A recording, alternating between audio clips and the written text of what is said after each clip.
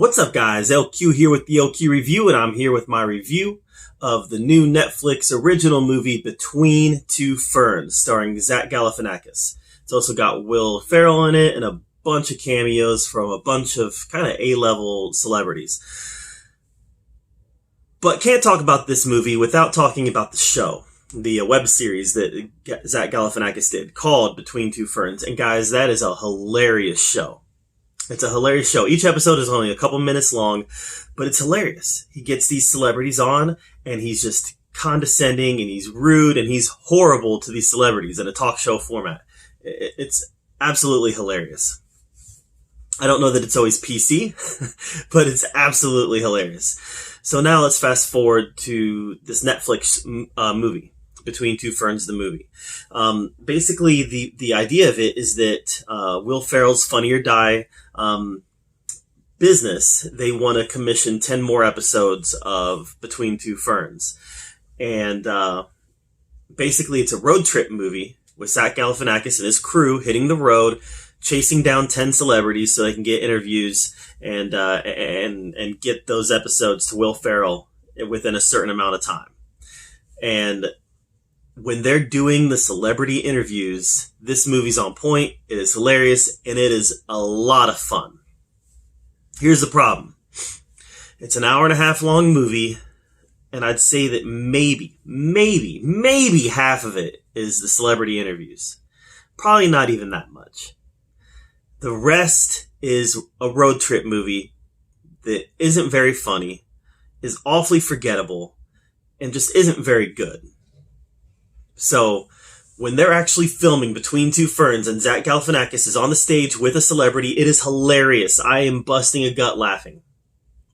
Because that is the premise that worked. That is the premise that worked on the original show, and that is why we wanted to see this movie, was to see more of that premise.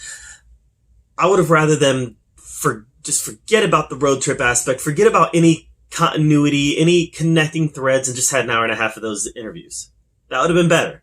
But instead, we get half of a movie to maybe 3/5 of a movie that's a road trip movie that is forgettable in every way that a movie can possibly be forgettable. The jokes, some of them might have been slightly amusing, but they were forgettable. I can't tell you one of the jokes right now. And I watched this movie 2 days ago. I can't tell you one of the jokes because they were so forgettable. The characters, I don't remember their names. I don't really remember what a lot of them did. It just... 2 days ago, guys, and I forget already a big portion of the road trip stuff because it just wasn't that good. It wasn't that engaging. The celebrity stuff, yes, celebrity stuff was great. The road trip stuff was just bad. So, now that being said, Will Ferrell, I wouldn't say he really fits into the road trip stuff. Will Ferrell is kind of a bookend character. He shows up in the beginning, he shows up at the end. And when Will Ferrell is on the screen, it's working. Because Will Ferrell is just such a great screen presence. And Will Ferrell and Zach Galifianakis, they have great on-screen chemistry together. And when they're on screen, when Will Ferrell is on screen, it is working. He plays a fictional version of himself, this mad titan of a CEO of Funny or Die who just sits there and counts the clicks that he's getting on the Funny or Die website. Guys, Will Ferrell's character is inspired. But like I said, so much of it is this road trip movie that just isn't very good. So, I mean, I would say if you loved the Funny or Die web series, I'd say check it out, but don't get your hopes up too high because a lot of it's boring. A lot of it is boring. But the interviews are great. So, yeah, I don't know. This is a C- for me. This movie's a C-. It was underwhelming. It was underwhelming and very disappointing. And I got done watching it and I was kind of bummed out because as much of a fan as I was of the web series, I wanted this to be better. So, that being said, hey guys, this is on Netflix. It's free to watch if you have Netflix. Have you watched Between Two Ferns, the movie? Let me know in the comments down below what you thought of it. Maybe you thought it was great. Maybe you thought it was a great continuation of the web series.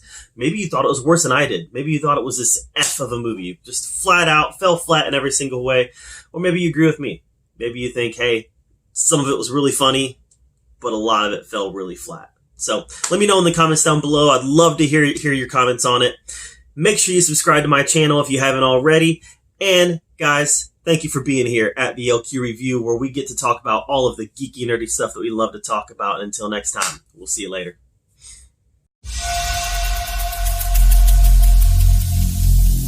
Every single day